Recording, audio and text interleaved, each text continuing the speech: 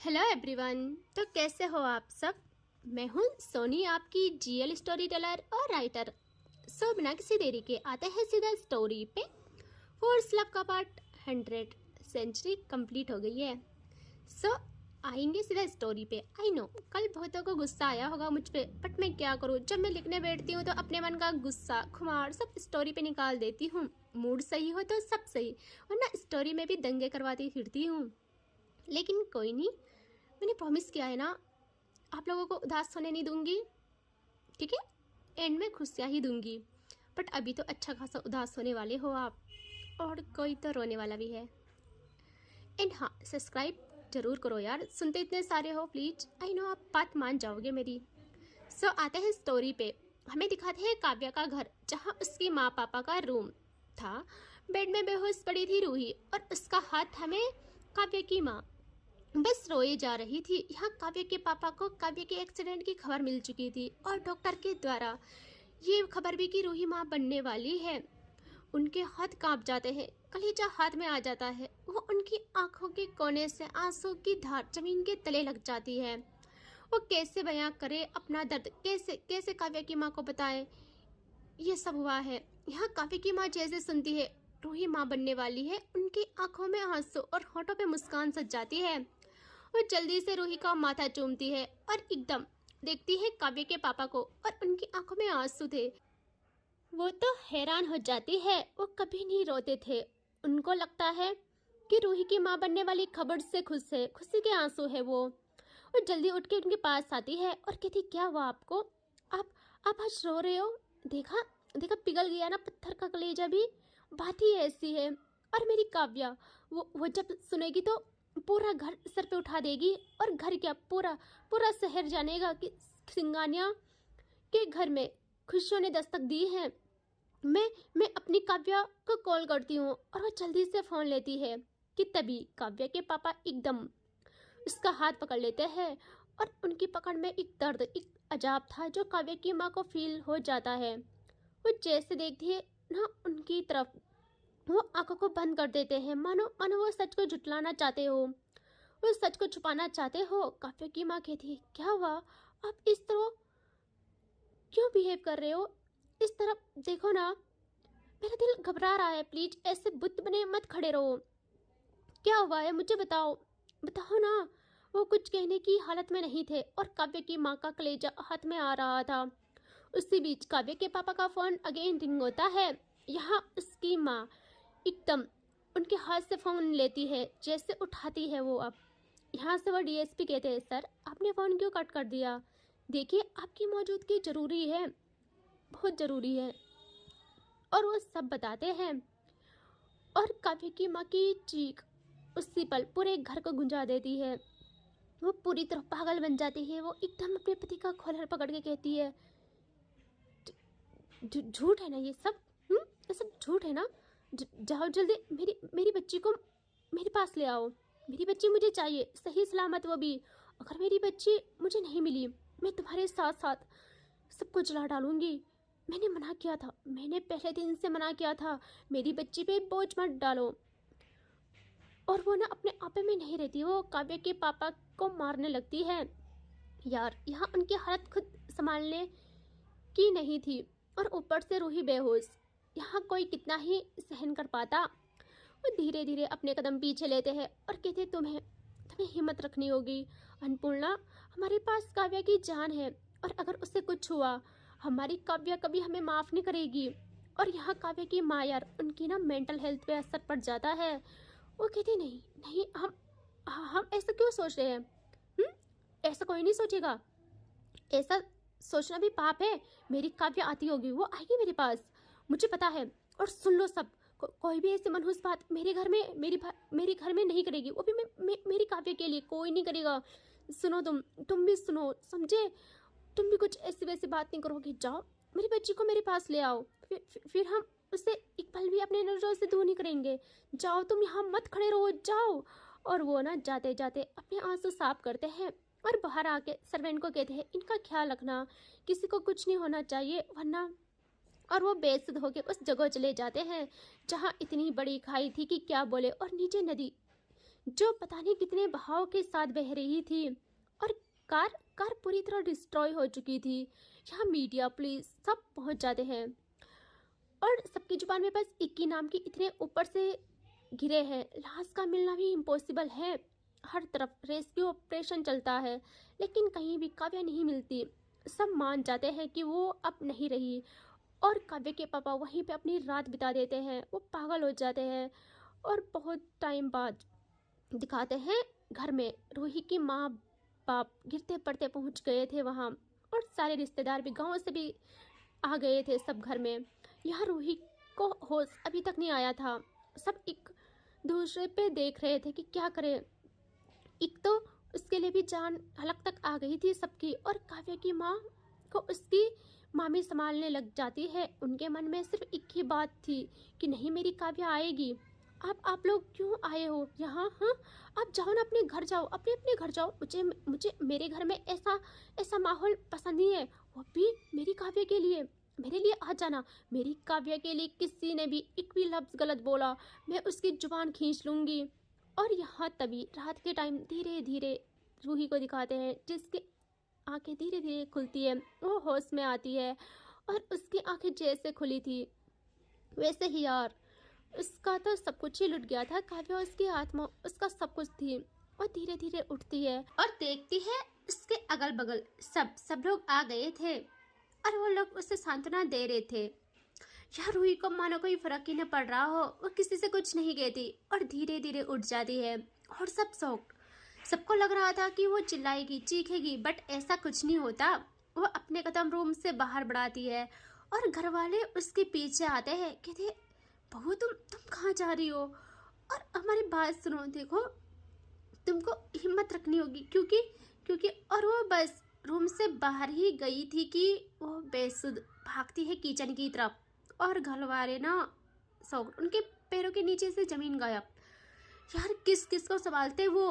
और वो किचन की तरफ भाग के सेकंड के हिसाब से डोर बंद कर डालती है। और घर वालों की जान पहले से ही हलक तक आ गई थी, अब क्या करते हैं वो लोग। और रूही देखती है इधर उधर, उसे कुछ मिलता नहीं। उसकी आंखों से एक भी आंसू नहीं गिरा था। और ये वाला जो दर्द होता है ना, सबसे ज़्यादा जानलेवा होता है।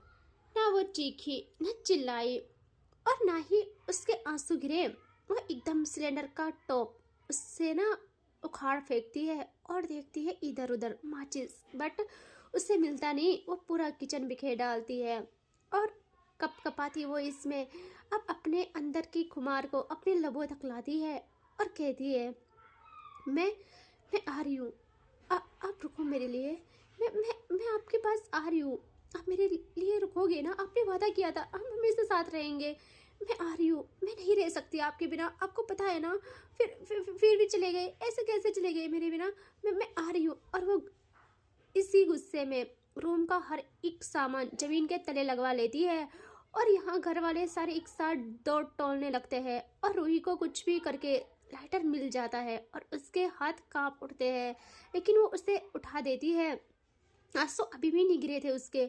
और यहाँ जैसे वो क्लिक करती वैसे ही डोर तोड़ दिया जाता है तन्वी के द्वारा। तन्वी पहले वहाँ गई थी और फिर वहाँ से आ गई थी यहाँ, और उसने जैसे देखा कि सब लोग रूही को बुला रहे हैं तो वो डोर ना तोड़ डालती है।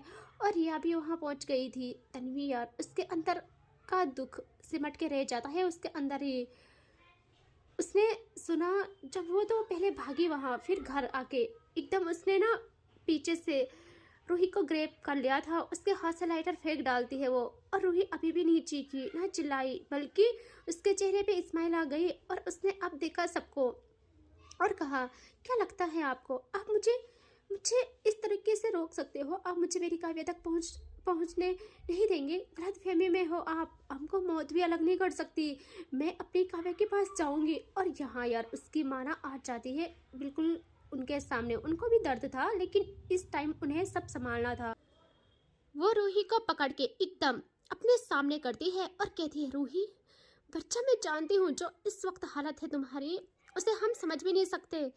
तुम्हारे दिल पे क्या गुजर रही है, लेकिन तुम्हें संभालना होगा। सब समझी? तुम्हारा परिवार का सहारा हो अब। ये तुम्हारी काव्य का आशियाना है, तुम्हें इसे बिखेरने नहीं देना है।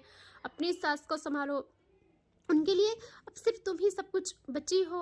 और हाँ, अब ये गलती या ये गुनाह जो तुम अभी करने जा रही थी, इसके बारे में सोचना भी मत, क्योंकि तुम अब अकेली नहीं हो, तुम्हारे अंदर एक नन्ही जान बसी है। और रूही के हाथ पैर ठंडे पड़ने लगते हैं और वो कहती है, हाँ तुम माँ बनने वाली हो। वो सपना जो तुम्हारा और काव्या का था, उसे सच करके दिखाओ और अपने घर संभालो। जानती हो, ये सब तुम्हें चुभ रहे हैं कि मेरी माँ इस वक्त मुझे समझाने के बजाय ये बोल रही है, लेकिन यही इस वक्त जरूरी है। संभालो खुद को और इस बच्चे को दुनिया में लाओ। और इस वक्त रूही की जबान बंद होती है। दिल मर गया था, बस धड़कनें चल रही थी जिंदा लाश के जैसे। वो अब ऐसे ही रहती है, ना उसके होठों पे लफ्ज आते हैं, ना आंखों में आंसू। और वो अपने कदम बढ़ाती है अब धीरे धीरे बाहर। और अब हमें दिखाते हैं पूरे 9 महीने बाद तन्वी और रिया को। रिया ने तन्वी के चेहरे पे स्माइल 9 महीने तक नहीं देखी थी, और खुद रिया भी खुश नहीं थी। काव्या के लिए उसके अंदर एक दर्द अभी भी जिंदा था, एक कोना अभी भी काव्या के लिए था। तन्वी ने तो हर रोज ये बना लिया था कि एक बार वो रिया के साथ रूही से मिलने जाए, लेकिन रूही का हाल देखे तन्वी और रिया बस मरते थे। खुद पे उनको गुस्सा आता था कि कैसे कैसे वो सब सही नहीं कर पा रहे। तन्वी ने तो बहुत सारे लोगों को सर्च ऑपरेशन के लिए रखा था, उसे लगता था काव्या मिल जाएगी। और देखते हैं काव्या की माँ को, जो आज तक कह रही थी कि मेरी काव्या के लिए कुछ भी उल्टा सीधा मत कहना, वो जिंदा है, मेरे पास आ जाएगी, अभी आ जाएगी, शायद मुझसे नाराज है शायद अभी, लेकिन आ जाएगी। और उसके पापा उन्हें संभालते फिरते हैं बिजनेस के साथ साथ। और रूही, यार उसकी हालत क्या बयां करो। उसकी मासूमियत को नजर लग चुकी थी, उसकी खुशियाँ काव्या के साथ साथ चली गई थी, उसके चेहरे का नूर भी चला गया था और वह धीरे धीरे बीमार पड़ने लगी। और रूही को भी काव्या की माँ ने कह दिया था कि मांग नहीं मिटनी चाहिए तुम्हारी। उनका बिहेवियर रूही के लिए और उसके आने वाले बच्चे के लिए कड़वा होता चला गया, कड़वा हो चुका था। होता है यार, पुराने लोगों को हम नहीं समझ पाते, उनके लिए कुछ भी मायने नहीं रखते सिवाय अपनी औलाद के। और रूही, वो बेचारी आज तक नहीं रोई थी, ना उस दिन ना अभी। वो सिर्फ खामोश थी, सिर्फ खामोश। और खुद वो भी अपना श्रृंगार नहीं छोड़ना चाहती थी। उसका बस ये था कि ये बच्चा जन्म ले ले, फिर वो अपना ठिकाना देख लेगी। और उससे किसी से कोई शिकायत नहीं रही। वो अपना फर्ज बखूबी निभाती रही, हर वक्त निभाती रही। जबकि उसकी माँ रोते रोते कहती थी कि रूही, ये घर तुझे खा जाएगा, अपने घर चल, इस हाल में यहाँ कैसे रहेगी तू। लेकिन रूही ने कह दिया था कि माँ, मायके से सिर्फ बेटी की डोली आती है, अर्थी ससुराल से ही उठती है, मेरी भी, मेरी काव्या के घर से ही उठेगी। माँ, मेरा परिवार है, ये मेरा कर्तव्य है। अब यही सब कुछ है मेरे लिए, मेरा कर्तव्य यही कहता है कि मैं इनकी सेवा करूं और बच्चे को जन्म दूं। वो कहती है, और तुम्हारा क्या, बताओ ना, तुम्हारी जिंदगी का क्या। रूही कहती है, माँ मेरा जो भी था सब तो मुझे छोड़ के चला गया, अब मेरा कहीं कुछ नहीं रहा। माँ कहीं भी कुछ नहीं रहा मेरा, मेरी काव्या के नाम से ही बस सांसें चल रही है मेरी, पता नहीं कब ये भी साथ छोड़ दे। और तुम भी मेरा मोह त्याग दो माँ, मुझसे कुछ उम्मीद मत रखो, कुछ भी नहीं। और यहाँ काव्या की माँ, अरे यार वो तो रूही पे इतना जुल्म करती है ना, ऐसे वाला नहीं, लेकिन होता ना एक बातों से ही।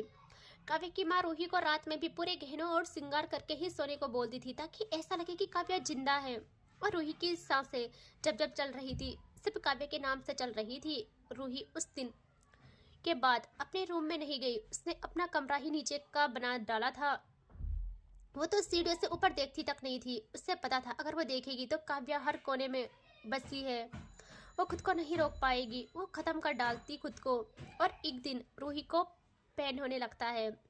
उस टाइम काव्या के पापा घर पे नहीं थे और काव्या की माँ की मेंटल हेल्थ सही नहीं थी। वो खुद हर रात नींद की दवा लेके सोती थी, वो पूरी तरह आउट ऑफ कंट्रोल हो गई थी। और आज काव्या के पापा ने उन्हें दवा देके सुला लिया था खुद ही। और रूही का दर्द कम था, वो ऐसे ही खुद को संभालती है और धीरे धीरे रूम से बाहर आती है। उसका बेबी बम बहुत बड़ा था और वो ऐसे ही चलते चलते आती है किचन की तरफ। और पता नहीं आज सारे सर्वेंट कहाँ चले गए थे, कुछ काम था उन्हें। और रूही वहाँ आके कुछ खाने का ढूंढती है, क्योंकि उसने कुछ भी नहीं खाया था। और जानते हो सब, बेबी को ही शरीर का सारा पोषण मिल जाता है इस दौरान तो। और रूही इसी हाल में सूप बनाने लगती है। इंसान का शरीर है, भूख तो लग ही जाती। रूही जैसे गैस ऑन करती है और बर्तन रखती है, वो कहाँ खुद की हालत संभालती, गलती से उसका हाथ गर्म पतीले पे चला जाता है और वो एकदम चीख के हाथ हटा देती है। उसका नाजुक हाथ जल गया था, लेकिन उस चीख के बाद उसने आह तक नहीं की। और तभी उसको उसके कानों में एक आवाज़ फील होती है। मैं कितनी बार बोलूँ तुमसे, तुमको काम नहीं करना है। मुझे बिल्कुल पसंद नहीं है मेरी क्वीन काम करे, उसके लिए तो हम जैसे गुलाम हर रोज तैयार रहते हैं। तुम बिल्कुल काम नहीं करोगी, मुझे बिल्कुल पसंद नहीं आता है। और रूही की आत्मा हिल जाती है, वो जल्दी से पलटती है पीछे और वह शौक, क्योंकि वहाँ कोई नहीं था यार, कोई भी नहीं। और यार उसका दिल, उसकी आत्मा तड़प उठती है। वो देखती है अपने सूप को जो तैयार था, और अब वो अपने पेट पे हाथ रखती है और उसको एक बाउल में निकालती है। चेहरे पे एक अजीब मुस्कान, जो उसके दर्द को छुपाने का मुखौटा था। वो ऐसे ही सूप लेके बाहर आने को होती है कि डाइनिंग एरिया में, और वो टेबल में उस बाउल को रखती है और बैठ जाती है और कहती है, हर रात मेरे सपने में आते हो, हर रात मुझे गले लगा के सुलाते हो, मेरा माथा चूमते हो, लेकिन ना एक लफ्ज़ तुम बोलते हो, ना ही एक लफ्ज़ मेरे मुंह से निकलता है। मैं सोती सिर्फ इसलिए हूँ ताकि आपसे मुलाकात हो सके। मुझे बहुत बातें करनी है, लेकिन जब रात को आते हो मेरे पास तो मैं कुछ कह नहीं पाती। मुझे बताना है आपको, मैं मर रही हूँ हर पल। मुझे बताना है आपको कि मुझे आपका सताना याद आता है। जहाँ जहाँ मुझे छुआ था, मेरा पूरा शरीर वहाँ वहाँ जल रहा है। मेरा पूरा शरीर मेरी आत्मा के साथ जल रहा है। मैंने एक भी बार भगवान के सामने हाथ नहीं जोड़े। मुझे अपने जाते जाते आपने मुझे क्या बना डाला है? कैसे रह रहे हो मेरे बिन? हाँ बताओ ना, मुझे भी ले चलो। ये सांसें मेरे लिए अजाब बन गई है, और ये बच्चा मेरे पैरों की बेड़ी जो मेरे पैरों को जख्मी कर रहा है, मुझे मेरे सुकून के पास नहीं जाने दे रहा है। मेरी आंखों के आंसू पता नहीं कहाँ चले गए। मेरे अंदर एक चीख है जो बंद होने का नाम नहीं ले रही है और ना बाहर आ रही है, और बाहर इतना शांत दिख रही है। और उसी पल वो काव्या की माँ की चीखें सुनती है। उनकी चीखने की आवाज़ रूही की मुंह का निवाला छीन लेती है। बस उसने एक स्पून उठाया ही था।